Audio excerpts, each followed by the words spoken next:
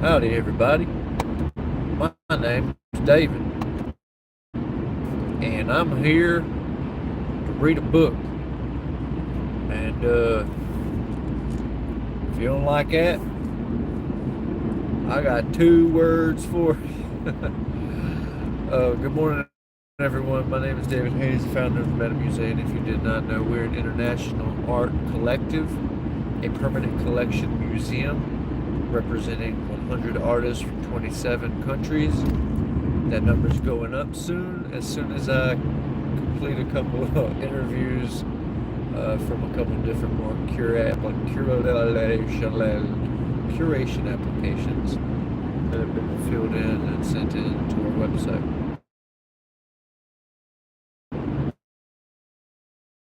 So if you'd like to join our website, all right. Bear with me, this is the first time I've opened my mouth to say anything this morning. Hit our website if you're interested to find out. Today's book, titled Outwitting the Devil,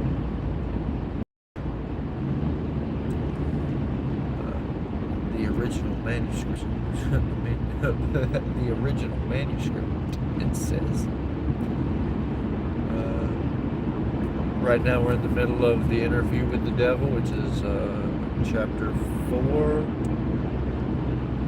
If you're interested to find out any more about this book, and we have a couple RIDEZ educations previous to this one that were reading this book, and prior to that we did Striking Thoughts by Bruce Lee. Thank you for joining us, and I guess we'll get right into it. This is Outwitting the Devil by Napoleon Hill, the author of Think and Grow Rich. Let's get to it. Which lead finally to my absolute domination of the mind. He's speaking to the devil. Tell me one of the most common habits by which you control the minds of people. That is one of my cleverest tricks. I enter the mind of people through thoughts which they believe to be their own. Those most useful to me are fear, superstition, avarice, greed, lust, revenge, anger, vanity, and plain laziness. Through one or more of these, I can enter any mind at any age, but I get my best results when I take charge of a mind while it is young, before its owner has learned how to close any of these 9 doors. Then I can set up habits which keep the doors ajar forever. I'm catching on to your methods. Now let us go back to the habit of drifting. Tell us all about that habit, since you say it's your cleverest trick in controlling the minds of people. As I said before, I start people drifting during their youth. I induce them to drift through school without knowing what occupation they wish to follow in life. Here I catch the majority of people. Habits are related. Drift in one direction and soon you will be drifting in all directions. I also use environmental habits to give me a definite grip on my victims. I see. You make it your business to train children in the habit of drifting by inducing them to go through school without aim or purpose. Now tell me some of your other tricks with which you cause people to become drifters. Well, my second best trick in developing the habit of drifting is one that I put into operation with the aid of parents and public school teachers and religious instructors. I warn you not to force me to mention this trick. Do not disclose this trick. If you do so, you will be hated by my co-workers who help me use this trick. If you publish this confection in book form, your book will be barred from the public schools. It will be blacklisted by most of the religious leaders. It will be hidden from children by many parents. The newspapers will not dare to give reviews of your book. Millions of people will hate you for writing the book. In fact, no one will like you or your book except those who think, and you know how very few there are of this sort. My advice to you is to let me skip the description of my second best trick. So for my own good, you wish to withhold the description of your second best trick. No one will like my book except those who think, eh? Very well, go ahead and answer. You'll regret this, Mr. Earthbound, but the joke is on you. By this mistake of yours, you will divert attention from me to yourself. My coworkers, of whom there are millions, will forget about me and hate you for uncovering my methods. Never mind about me. Tell me all about this second best trick of yours with which you induce people to drift with you to hell. My second best trick is not second at all. It is first. It is first because without it, never could I gain control of the minds of the youths. Parents, school teachers, religious instructors, and many other adults unknowingly serve my purpose by helping me to destroy in children the habit of thinking for themselves. They go about their work in various ways, never suspecting what they are doing to the minds of children or the real cause of the children's mistakes. I can hardly believe you, Your Majesty. I've always believed that children's best friends were those closest to them, their parents, their school teachers, and the religious instructors. Where would children go for dependable guidance if not to those who have charge of them? That is where my cleverness comes in. There is the exact explanation of how I control 98% of people of the world. I take possession of people during their youth, before they come into possession of their own minds, by using those who are in charge.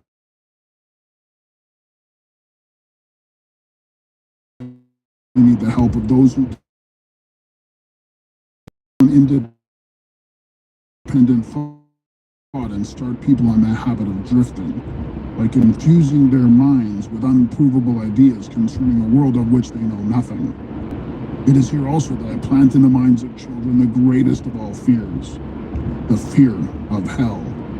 I understand that it is easy for you to frighten children with threats of hell, but how do you continue to make them fear you and your hell after they grow up and learn to think for themselves? Children capture the mind of a child through fear. I weaken that child all through life. Is that not take full possession of it? There's limitations of right and wrong. Might is right with me. I use every known human weakness to gain and keep control of the human mind. I understand your devilish nature. Now let us get back for the discussion of your methods of inducing people to drift to hell here on Earth. From your confession, I see that you take charge of children while their minds are young and pliable. Tell me more of how you use parents, teachers, and religious leaders to ensnare people into drifting. One of my favorite tricks is to coordinate the efforts of parents and religious instructors so they work together in helping me to destroy the children's power to think for themselves. I use many religious instructors to undermine the courage and power of independent thought of children by teaching them to fear me. But I use parents to aid the religious leaders in this great work of mine. How do parents help religious leaders destroy their children's power to think for themselves? We're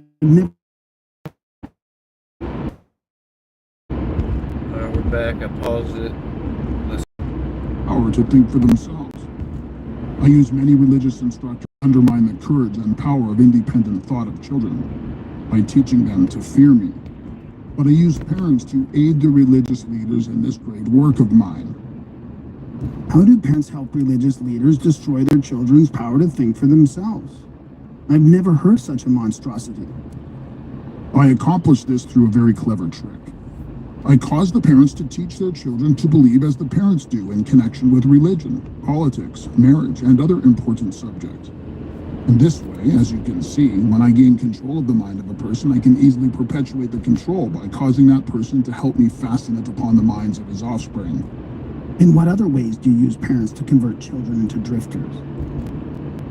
I cause children to become drifters by following the example of their parents, most of whom I already have taken over and bound eternally to my cause. In some parts of the world, I gain mastery over children's minds and subdue their willpower in exactly the same way that men break and subdue animals of lower intelligence. It makes no difference to how a child's will is subdued, as long as it fears something. I will enter its mind through that fear and limit the child's power to think independently. It seems that you go out of your way to keep people from thinking. Yes, accurate thought is death to me. I in the minds of those who think accurately. I do not mind people thinking as long as they think in terms of fear, discouragement, hopelessness, and destructiveness. When they begin to think in constructive terms of faith, courage, hope, and definiteness of purpose, they immediately become allies of my opposition and are therefore lost to me. I'm beginning to understand how you gain control of the minds of children through the help of their parents and religious instructors. But I do not see how the school teachers help you in this damnable work. School teachers help me gain control of the minds of children, not so much by what they teach the children, as because of what they do not teach them. The entire public school system is so administered that it helps my cause by teaching children almost everything except how to use their own minds and think independently. I live in fear that someday some courageous person will reverse the present system of school teaching and deal my cause a death blow by allowing the students to become the instructors, using those who now serve as teachers only as guides to help the children establish ways and means of developing their own minds from within. When that time comes, the school teachers will no longer belong to my staff. I was under the impression that the purpose of all schooling was to help children to think. That may be the purpose of schooling, but the system in most of the schools of the world does not carry out the purpose. School children are taught not to develop and use their own minds, definitely upon their own willpower, that they refuse to allow others to do their thinking. Accurate thought is the business of my opposition, not mine. What relationship, if any, has your opposition with the homes, the churches, and the schools? Your reply to this question should be interesting. Here is where I make use of some more of my clever tricks. I cause it to appear that everything done by the parents, the school teachers, and the religious instructors is being done by my opposition. This diverts attention from me while I manipulate the minds of the young. When religious instructors try to teach children the virtues of my opposition, they generally do so by frightening them with my name. That is all I ask of them. I kindle the flame of fear into proportions which destroy the child's power to think accurately. In the public schools, the teachers further my cause by keeping the children so busy cramming non-essential information into their minds, they have no opportunity to think accurately or to analyze correctly the things their instructors teach them. Do you claim for your cause all those who are bound by the habit of drifting? No. Drifting is only one of my tricks through which I take over the power of independent thought.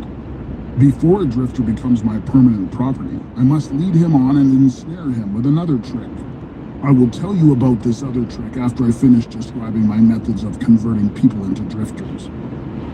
Do you mean you have a method by which you can cause people to drift so far away from self-determination that they can never save themselves? Yes, a definite method. And it is so effective, it never fails. Do I understand you to claim your method is so powerful, your opposition cannot reclaim those whom you have permanently ensnared through drifting? I claim just that. Do you not think I would control so many people if my opposition could prevent me? Nothing can stop me from controlling people except people themselves. Nothing can stop me except the power of accurate thought. People who think accurately do not drift on any subject. They recognize the power of their own minds. Moreover, they take over that power and yield it to no person or influence. Go ahead and tell me more of the methods by which you cause people to drift to hell with you. I cause people to drift on every subject through which I can control independent thought and action. Take the subject of health, for example. I cause most people to eat too much food and the wrong sort of food. This leads to indigestion and destroys the power of accurate thought. If the public schools and the churches taught children more about proper eating, they would do my cause irreparable damage. Marriage. I cause men and women to drift into marriage without plan or purpose designed to convert the relationship into harmony. Here's one of my most effective methods of converting people. Nag one another over money matters. I cause them to quarrel over the bringing up of their children. I engage them in unpleasant controversies over their intimate relationships and disagreements over friends and social activities. I keep them so busy finding fault with one another that they never have time to do anything else long enough to break the habit of drifting. Occupation. I teach people to become drifters by causing them to drift out of school into the first job they can find with no definite aim or purpose except to make a living. Through this trick, I keep millions of people in fear of poverty all their lives. Through this fear, I lead them slowly but surely onward until they reach the point beyond which no individual has ever broken the drifting habit. Savings. I cause people to spend freely and to save sparingly or not at all until I take complete control of them through fear of poverty. David Lindsay house phone. Oh, sorry, y'all. I'm getting a phone call. Bear with me.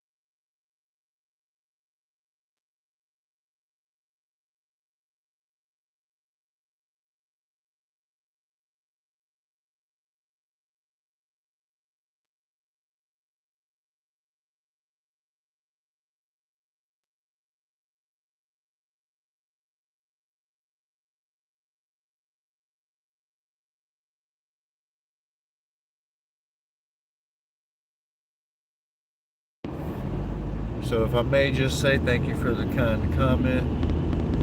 I really do appreciate it. I got about maybe 10 minutes before I get to work, so let's finish this. Let's keep on riding. Drift into inharmonious. Let me back it up.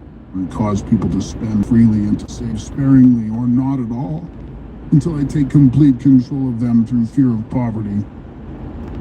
Environment. I cause people to drift into inharmonious and unpleasant environments in the home, in their places of occupation, in their relationship with relatives and acquaintances, and to remain there until I claim them through the habit of drifting. Dominating thoughts. I cause people to drift into the habit of thinking negative thoughts. This leads to negative acts and involves people in controversies and fills their minds with fears, thus paving the way for me to enter and control their minds. When I move in, I do so by appealing to people through negative thoughts which they believe to be their own. I plant the seeds of negative thought in the minds of people through the pulpit, the newspapers, the moving pictures, the radio, and all other popular methods of appeal to the mind. I cause people to allow me to do their thinking for them because they are too lazy and too indifferent to think for themselves. I conclude from what you say that drifting and procrastination are the same. Is that true? Yes, that is correct. Any habit which causes one to procrastinate, to put off reaching a definite decision, leads to the habit of drifting. Is man the only creature who drifts? Yes. All other creatures move in response to definite laws of nature. Man alone defies nature's laws and drifts when he wills. Everything outside the minds of men is controlled by my opposition, by laws so definite that drifting is impossible. I control the minds of men solely because of their habit of drifting, which is only another way of saying that I control the minds of men only because they neglect or refuse to control and use their own minds. This is getting to be pretty deep stuff for a mere human being. Let us get back to the discussion of something less abstract. Please tell me how this drifting habit affects people in the everyday walks of life, and tell me in terms the average person can understand. I would prefer to keep this interview up among the stars. No doubt you would. That would save you from being exposed. But let us come back to Earth. Tell me now what drifting is doing to us as a nation here in the United States. Frankly, I may as well tell you that I hate the United States as only the devil can hate. That is interesting. What is the cause of this hatred? The cause was born on July 4th, 1776, when 56 men signed a document which destroyed my chances of controlling the nation. You know that document as the Declaration of Independence. Had it not been for the influence of that damnable document, I would now have a dictator running the country, and I would stop this right to free speech and independent thought that is threatening my rule on earth. Am I to understand from what you say that nations controlled by self-appointed dictators belong in your camp? There are no self-appointed dictators. I appoint them all. Moreover, I manipulate them and direct them in their work. Nations run by my dictators know what they want and take it by force. Look what I've done through Mussolini in Italy. Look at what I'm doing through Hitler in Germany. Look what I'm doing through Stalin in Russia. My dictators run those nations for me because the people have been subdued through the habit of drifting. My dictators do no drifting. That is why they rule for me the millions of people under their control. What would happen if Mussolini, Stalin, and Hitler turned traitors and disavowed you in your rule? That will not happen because I have them too well bribed. I am paying each of them with the sop of his own vanity, by making him believe he is acting on his own account. That is another trick of mine. Let us come back to the United States and learn something of what you are doing to convert the people into the habit of drifting. Right now, I am paving the way for a dictatorship by sowing the seeds of fear and uncertainty in the minds of the people. Through whom are you carrying on your work? Mainly through the president. I'm destroying his influence with the people by causing to drift on the question of a working agreement between employers and their employees. If I can induce him to drift for another year, he will be so thoroughly discredited I can hand over the country to a dictator. If the president continues to drift, I will paralyze personal freedom in the United States, just as I destroyed it in Spain, Italy, Germany, and England. What you say leads to the conclusion that drifting is a weakness which inevitably ends in failure, whether among individuals or nations. Is that your claim? Drifting is the most common cause of failure in every walk of life. I can control anyone whom I can induce to form the habit of drifting on any subject. The reason for this is twofold.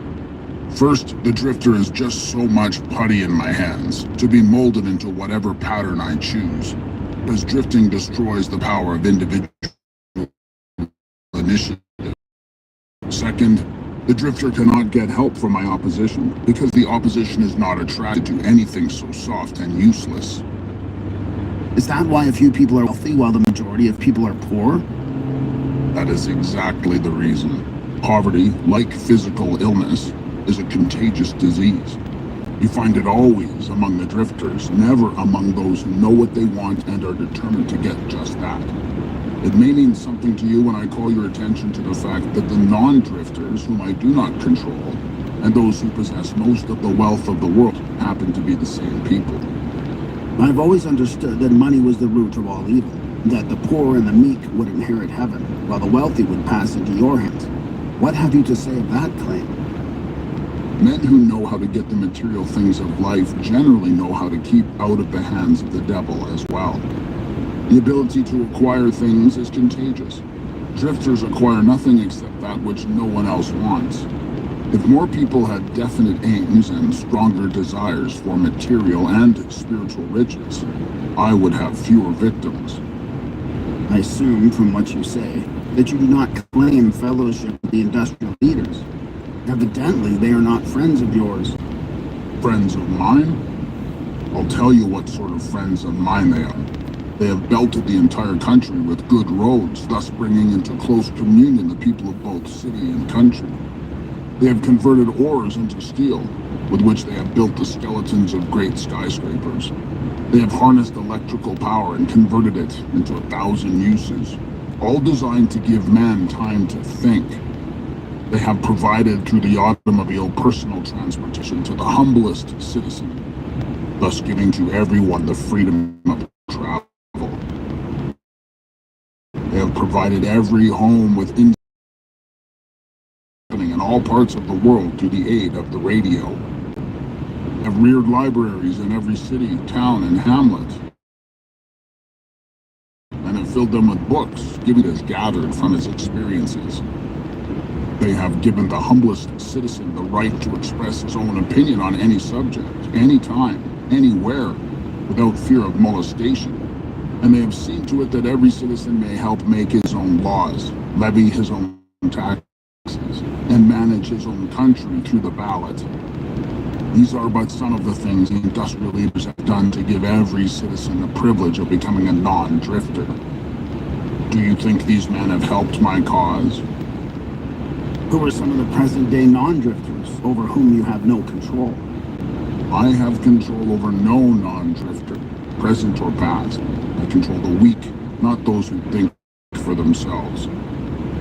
Go ahead and describe a typical drifter. Give your description point by point so I can recognize a drifter when I see him. The first thing you will notice about a drifter is his total lack of a major purpose in life.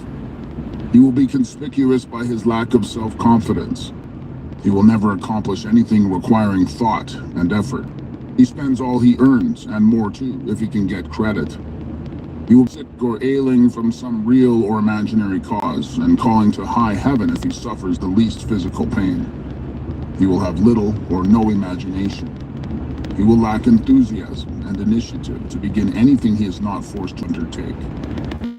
And he will plainly express his weakness by taking the line of least resistance whenever he can do so. He will be ill-tempered and lacking in control over his emotions.